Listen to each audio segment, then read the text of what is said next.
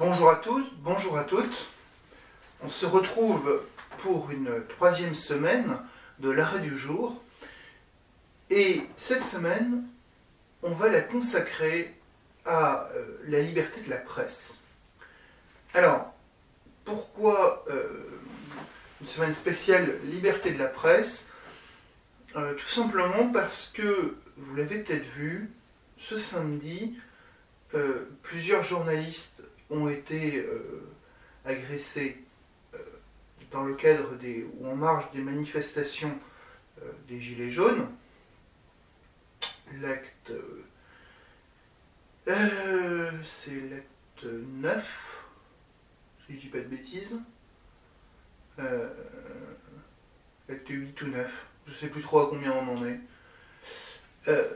Bon, voilà. Et sachant que il est possible qu'on qu'on essaye de faire, en tout cas, une étude de cas sur la question des Gilets jaunes. L'étude de cas pour les personnes qui sont un petit peu nouveaux sur la chaîne. Bon, je pense qu'il y en a plusieurs suite à la mise en place de cette émission L'Arrêt du jour. Il y a quelques années, on l'avait mis pour les nuits, on avait commencé à le mettre en place pour les nuits debout. C'était une émission où on allait faire un peu du micro-trottoir, entre guillemets, et où je tendais un micro, bon à l'époque un magnéto, aux personnes pour savoir pourquoi elles étaient là, qu'est-ce qu'elles pensaient, qu'est-ce qu'elles proposaient, et qu'elles puissent répondre à certaines critiques qu'on pouvait entendre dans la presse, etc. Sur les réseaux sociaux, etc. Voilà, donc il y aura peut-être, je vais réfléchir, ce sera peut-être un projet, alors ça serait le week-end prochain, ça sera de toute façon, donc ça sera de toute façon à Bordeaux, hein, puisque moi je suis originaire et résident à Bordeaux. Et c'est pas acté tout simplement parce que j'ai un planning un peu chargé sur les vidéos, puisque j'ai une vidéo donc par rapport j'ai deux vidéos à préparer par rapport aux manifestations Justice Morte, donc avec l'UJA de Bordeaux. Il y a une vidéo que j'aimerais faire sur la transformation des avoués, donc le passage de avoué à avocat, voilà la transition, comment ça s'est passé, etc. J'ai deux anciens avoués qui ont accepté d'en discuter avec moi. Donc ce sera sur la chaîne.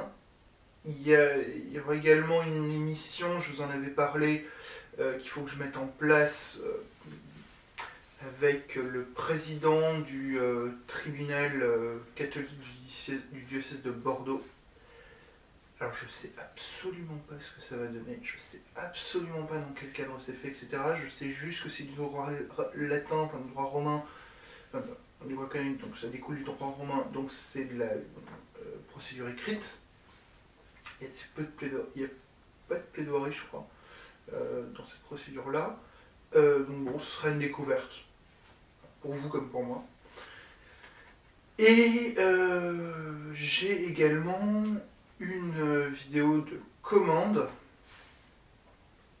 Alors, pas une vidéo sponsorisée ou quoi, hein, c'est juste que le barreau de Bordeaux, le pôle confraternel du barreau de Bordeaux m'a demandé d'organiser avec eux une séance pour tourner une émission de présentation du pôle confraternel et potentiellement des petites émissions, des petits points, vous savez, des petites virgules de 30 secondes, 30 secondes, une minute, sur des points très précis qui intéressent les avocats. Voilà. C'est un peu en temps mort, pour diverses raisons. Déjà parce que vous le savez peut-être si vous êtes sur le barreau de Bordeaux ou en rapport avec des gens du barreau de Bordeaux, on entre pour le barreau dans une année d'élection au Conseil de l'Ordre, enfin au Conseil de l'Ordre, oui, mais au bâtonnat, que plusieurs membres du pôle confraternel ont changé puisqu'il y a eu des élections au Conseil de l'Ordre, donc je ne sais pas si c'est tout à fait la même composition du pôle ou si la composition change. Ça, plus justice morte, plus... Si vous avez déjà vu l'agenda d'un avocat, vous savez que c'est pas forcément l'agenda le moins chargé qui puisse exister, donc voilà, ça fait beaucoup de choses, qui font que pour l'instant le projet est un peu dans les cartons. Je vais essayer de le dépoussiérer avec mes amis du pôle confraternel, et donc je pense que ce sera sur la chaîne, il faudra que je joue avec eux. De toute façon, je vous mettrai le lien sur la page de l'Esprit de droit, et je pense que on est en train de voir pour mettre en place, alors soit sur le mois de février, soit sur le mois de mars, on est en train d'essayer de voir pour mettre en place un mois thématique qui serait sur le droit social. Alors, si on arrive à le faire, il y a quand même un gros si.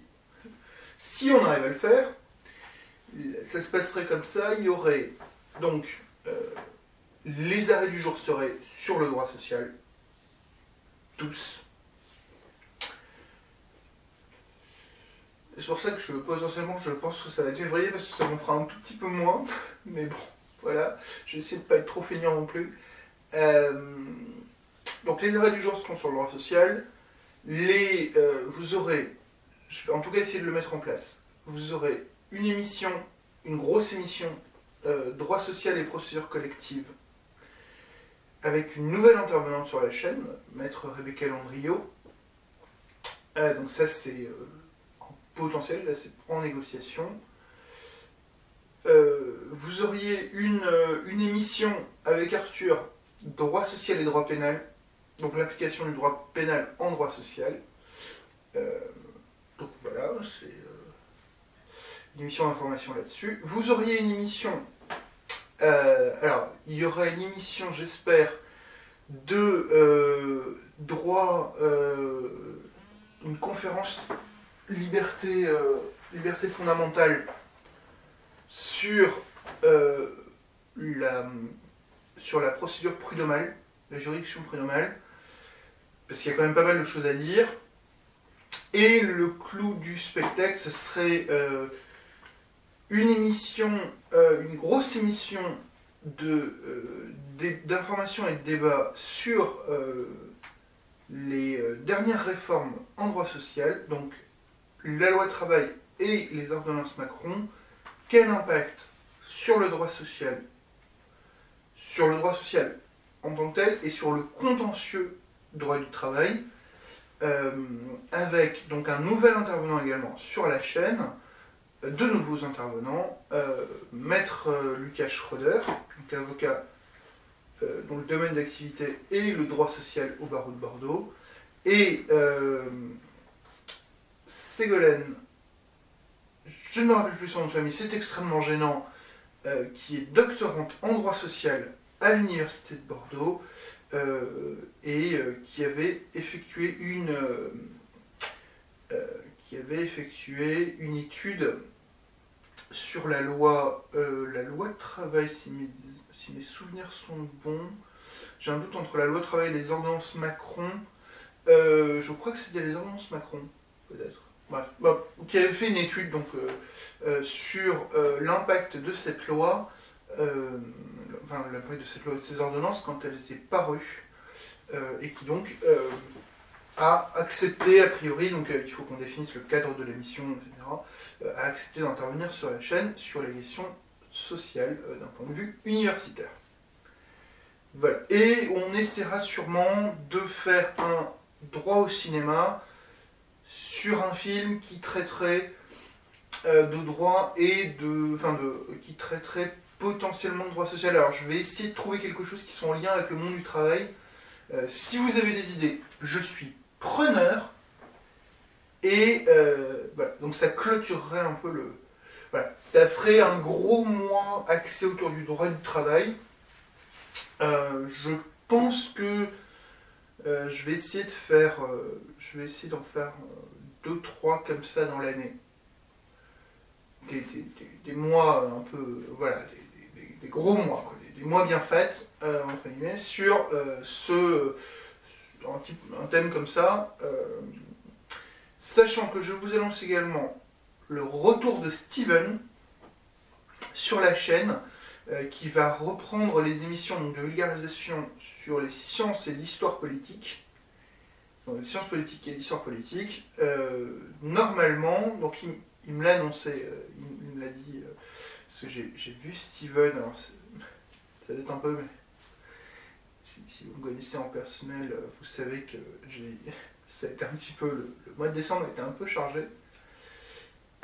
Novembre-décembre. J'ai vu Steven à l'occasion d'un très heureux événement, puisque c'est à l'occasion du mariage de Steven. Steven qui maintenant habite sur Paris, Steven qui s'est donc marié, et qui m'avait demandé d'être son témoin, et à cette occasion, donc on a discuté, il m'a dit qu'il allait revenir sur la chaîne pour donc reprendre les émissions sur l'histoire et sur les sciences politiques. Voilà. Donc je pense que j'ai fait un peu, voilà, désolé, l'introduction est un peu longue. Je n'ai pas trop prévu, mais bon, voilà, ça se lance. Une chose en amenant une autre, ça s'est lancé. Et donc on va revenir à nos arrêts du jour, on va revenir à notre liberté de la presse. Et alors, si vous connaissez déjà un petit peu la liberté de la presse, vous savez que là, bon, voilà, hein. Je ne vais pas vous montrer dans le recueil la place liberté de la presse. La jurisprudence de la Cour européenne est extrêmement fournie sur la question. La jurisprudence de la Cour de cassation est quand même extrêmement fournie également. Voilà, on a une jurisprudence sur la liberté de la presse, la liberté d'information, la liberté d'expression,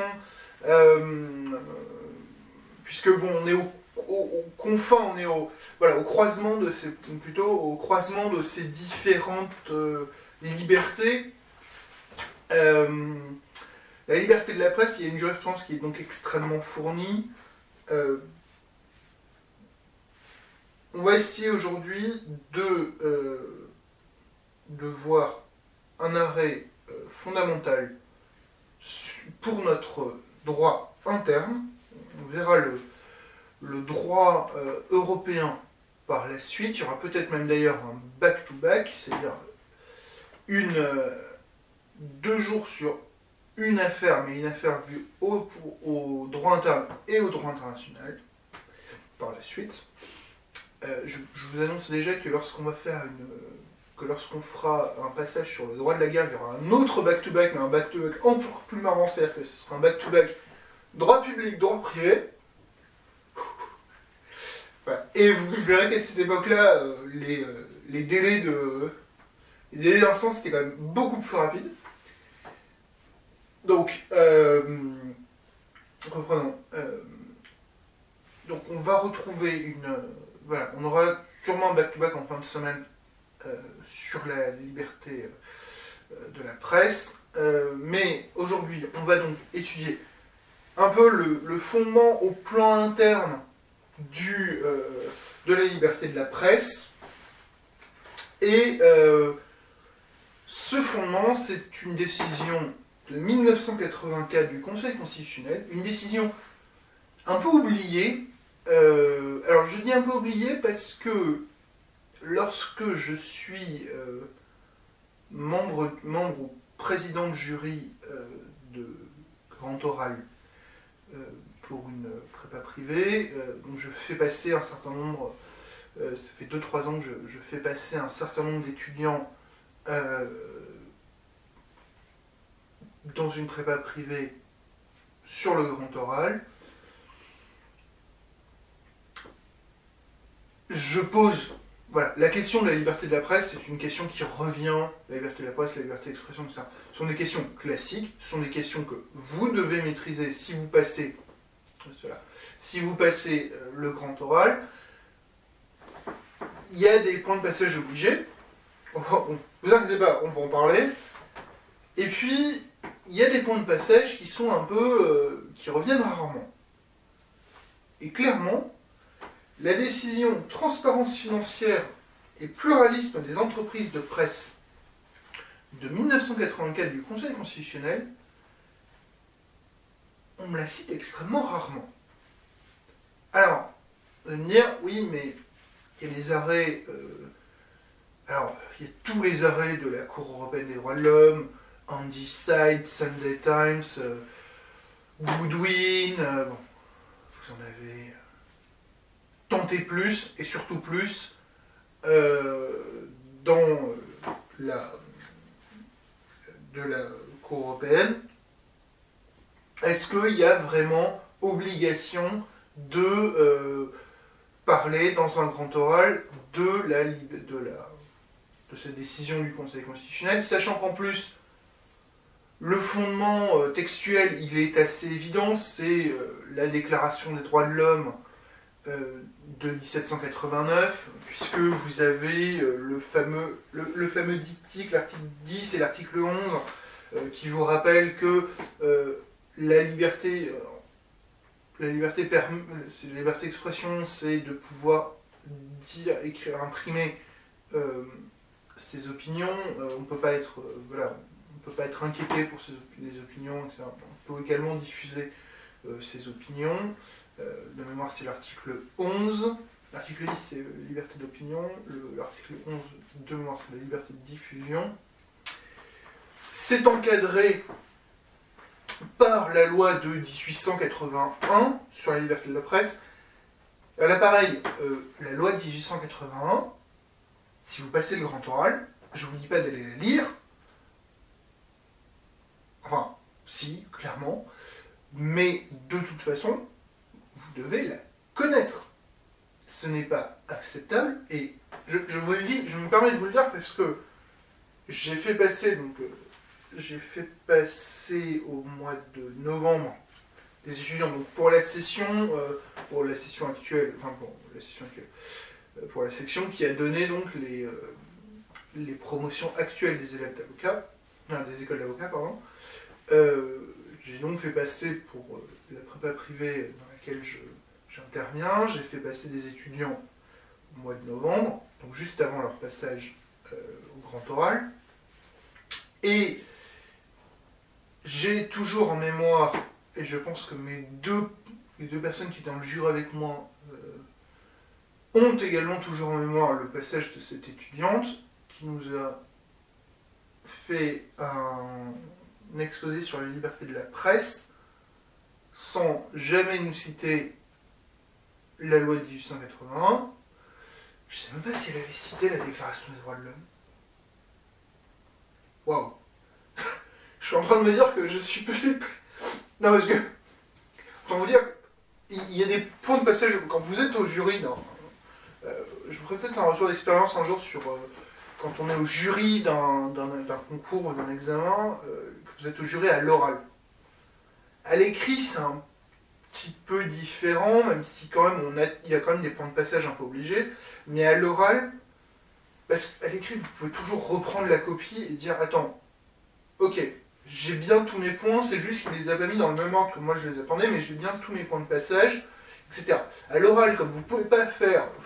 Vous pouvez pas sortir une télécommande et faire rembobiner et entendre ce qu'a dit l'étudiant. Donc vous avez quand même toujours le doute, pour peu que... parce qu'on va être honnête, quand vous n'êtes pas président de jury, enfin en tout cas moi c'est mon cas, quand vous n'êtes pas président de jury, parfois vous décrochez. Parce que vous envoyez 5, 6 à la suite. Il y a des moments, si l'étudiant... et pas dans... si vous êtes un peu fatigué, ça peut arriver, etc., pour peu que l'étudiant soit pas lui non plus dans un bon jour, donc qu'il ait peut-être une voix un peu monotone, qu'il ait peut-être pas forcément une maîtrise du sujet. parfois vous décrochez un petit peu. Alors c'est tout le jeu de l'étudiant d'arriver à un peu endormir son jury lorsqu'il passe sur quelque chose qu'il maîtrise un peu moins, et d'arriver par contre à l'avoir bien éveillé, à bien l'accrocher lorsqu'il maîtrise sur une partie où il maîtrise beaucoup plus son sujet, et donc d'arriver à à lui laisser en mémoire les parties qu'il maîtrise le mieux, et à occulter le plus possible celles qu'il maîtrise le moins. C'est tout le jeu de l'oral, c'est toute la difficulté de cet examen, notamment du grand oral, c'est que vous avez 3 membres du jury, et que si vous pouvez en avoir un, si vous pouvez en avoir 2, vous allez rarement en avoir 3 qui dorment.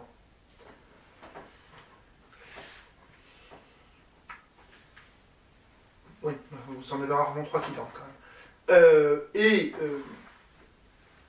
De fait, c'est difficile de faire glisser, de faire passer un peu en douce vos moments un peu, ce qu'on appelle dans le sport les temps faibles. Pour les sportifs, vous le savez très bien, dans un match, dans une compétition, on a les temps forts et les temps faibles, et on dit, on doit gérer ces temps faibles et on doit pousser dans ces temps forts. Il faut... Là, c'est un peu pareil. Dans un grand oral, vous allez avoir vos temps faibles et vos temps forts. Vous allez avoir des moments où, physiquement, alors c'est beaucoup plus dans les questions, mais où physiquement, la demi-heure de questions est extrêmement exigeante.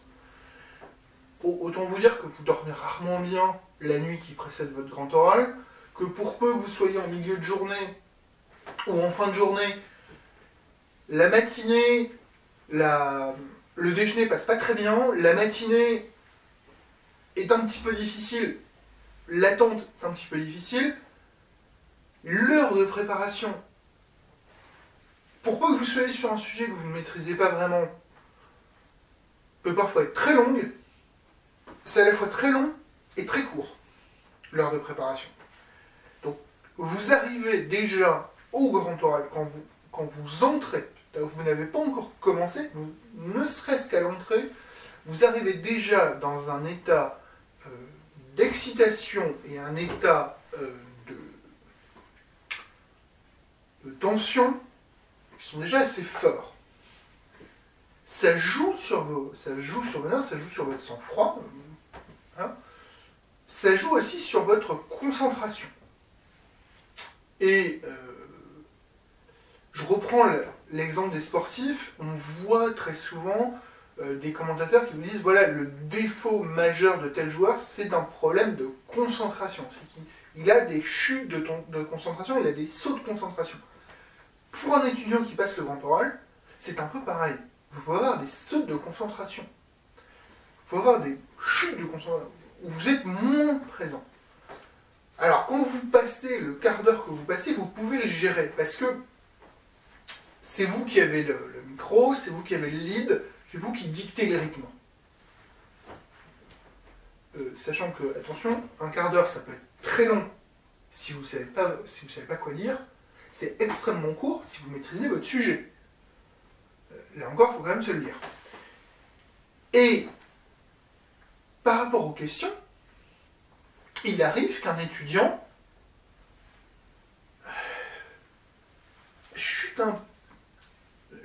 qu'il y ait une baisse de concentration qui fasse que sur une question, vous n'y arrivez pas. C'est à ce moment-là où il ne faut pas rentrer dans un cercle vicieux où en fait le stress prend le pas et vous n'arrivez pas à revenir.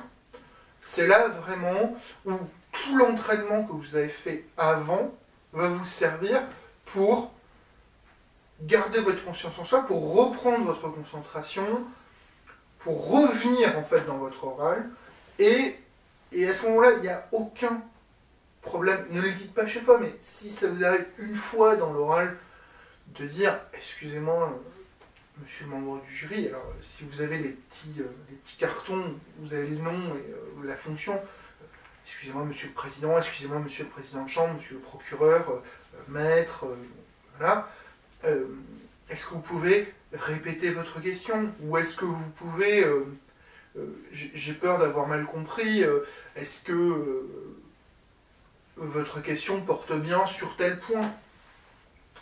N'hésitez pas, si vous avez un doute sur une question, à reformuler la question. Votre question porte sur tel point. Le sens de votre question est celui-ci. Ce que vous me demandez, c'est cela. Voilà.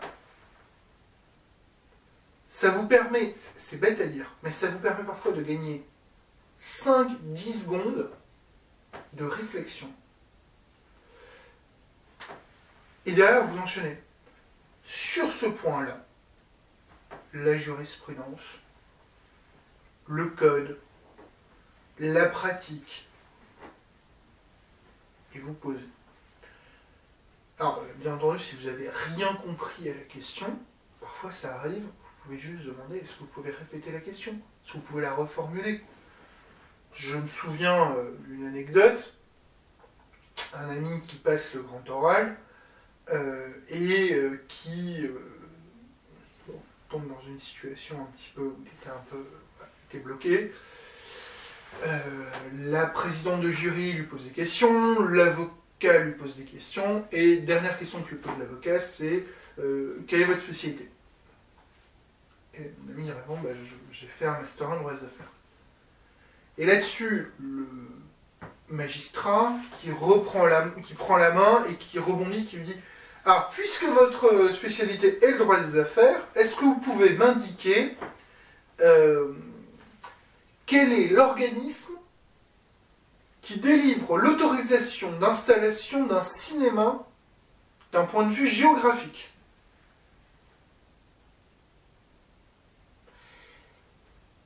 Autant vous dire, déjà que mon ami a fait des yeux comme ça,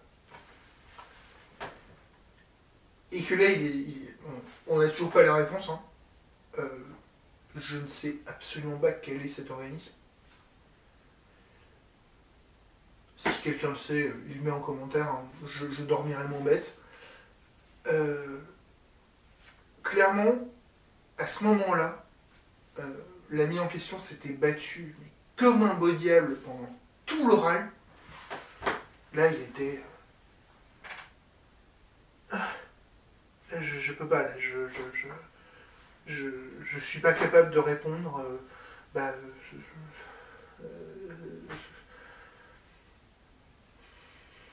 Est-ce que vous pouvez reformuler la question? Enfin, parce que là, j'ai pas compris votre question. Voilà. Ça peut arriver. Tout l'intérêt, par contre, c'est de maîtriser les fondamentaux. Sur le cas de la liberté de la presse, les fondamentaux, c'est réellement la loi de 1880. Vous pouvez faire l'impasse, plus ou moins, et les retrouver le moment venu dans le code de procédure pénale sur certains arrêts de la CEDH. Ok. Vous pouvez, en regardant dans le Oberdorf, vérifier la Déclaration des droits de l'homme, c'est tel article ou tel autre. Très bien. Par contre, la loi de 1880, vous n'aurez pas le temps de la lire pendant l'heure de préparation. Donc, vous la lisez avant, vous lisez un résumé, vous lisez une explication, et vous lisez avant. Vous faites une fiche avant. Donc, on va revenir quand même à cette décision du Conseil constitutionnel, après cette très longue parenthèse, je suis désolé. Cette décision du Conseil constitutionnel, elle va sacraliser la liberté de la presse comme une liberté fondamentale. Que nous dit le Conseil constitutionnel? S'agissant d'une liberté fondamentale d'autant plus précieuse que son exercice est l'une des garanties essentielles du respect des autres droits et libertés et de la souveraineté nationale, la loi ne peut en réglementer l'exercice qu'en vue de le rendre plus effectif et de le concilier avec celui d'autres règles ou principes à valeur constitutionnelle. De valeur constitutionnelle. Voilà. Alors, il faut faire un tout petit point historique sur cette décision. 1984, on est dans le premier septennat de François Mitterrand, premier septennat et législature donc, à l'Assemblée de gauche. Donc à ce moment-là, François Mitterrand a réellement les leviers du pouvoir. On est après le tournant de la rigueur, donc le tournant de la rigueur c'est 1983. C'est déjà Laurent Fabius Premier ministre, donc Laurent Fabius de mémoire, Laurent Fabius plus jeune Premier ministre de l'histoire de France, à 38 ans, si ma mémoire est bonne, 38 ans je crois. Donc, voilà, c'est la gauche au pouvoir, et que la gauche donc au pouvoir décide d'un peu nettoyer les écuries d'Augias concernant les groupes de presse. Quelle est la question qui se pose? C'est celle des grands patrons qui dirigent des groupes de presse et qui donc vont influer sur les lignes politiques, sur les informations diffusées, sur les analyses, etc. de leurs journalistes. Le gouvernement décide d'un petit peu, tout ça décide qu'il faut quand même qu'il y ait un vrai pluralisme. Et donc on doit garantir légalement le pluralisme.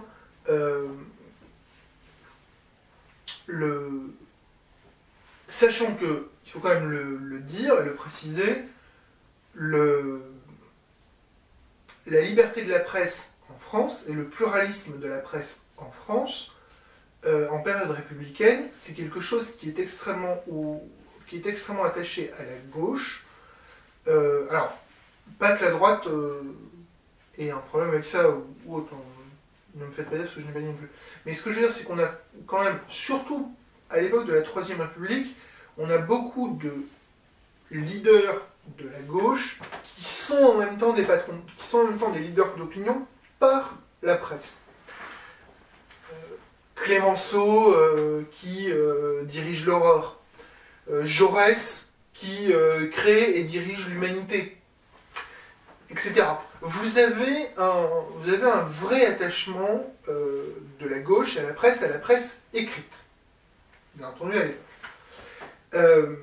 Et donc on a quand même cette idée qui va irriguer la pensée politique jusqu'à cette époque-là. Et donc on a le Conseil constitutionnel qui est saisi d'une loi portant sur ces questions de la liberté de la presse, et qui va donc sacraliser, il faut bien le comprendre, c'est presque même une sacralisation qui est plus forte que pour d'autres règles ou droits ou principes à valeur constitutionnelle. C'est que, là où je dis que ça va beaucoup plus loin, c'est que c'est une liberté fondamentale qui ne peut être réglementée, dont l'exercice ne peut être réglementé que pour le rendre plus effectif ou le concilier avec d'autres règles ou principes de valeur constitutionnelle. On va quand même un peu plus loin dans l'idée. Je vous invite d'ailleurs à relire, je le mettrai peut-être si j'y pense, j'essaierai de le mettre en description sous la vidéo, la très belle formule de Georges Clemenceau dans son discours de 1918, si ma mémoire est bonne, le 8 mars 1918, sur la liberté de la presse. Que dit Clemenceau ? On attaque Clemenceau sur le fait... Alors, on attaque Clémenceau. Une partie des députés se plaignent, dans l'hémicycle, des attaques de la presse contre leur action, ou contre l'armée, et Clémenceau, et il demande à Clémenceau de sévir contre la presse. Et Clémenceau, sachant que, pour être précis, c'est à cette époque, hein, en 1916, qu'est créé le Canard enchaîné.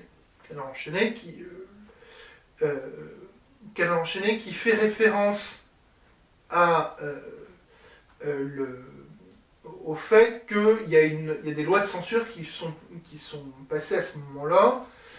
Ça fait également référence, il me semble, à un des journaux qu'a dirigé Georges Clémenceau, qu'a fondé et dirigé, je crois, après l'Aurore.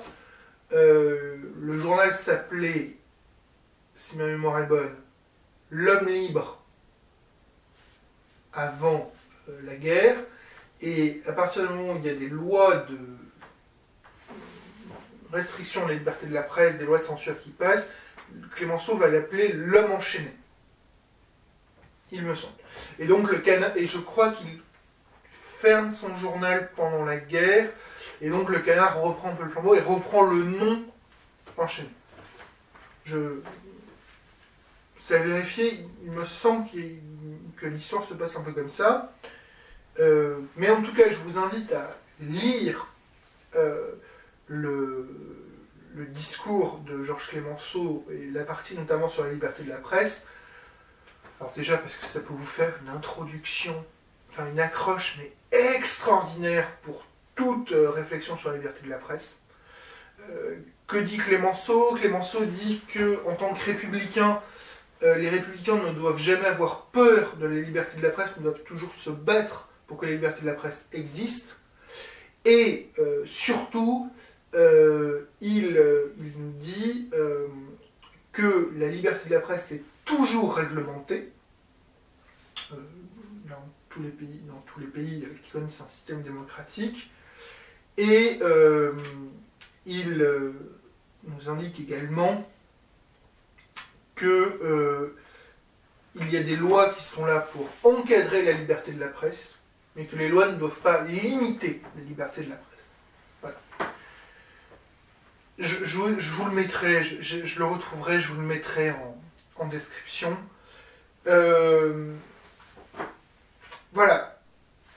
Gardez en mémoire que si vous faites une introduction sur la liberté, si vous faites un devoir, un oral sur la liberté de la presse, je vous invite à penser et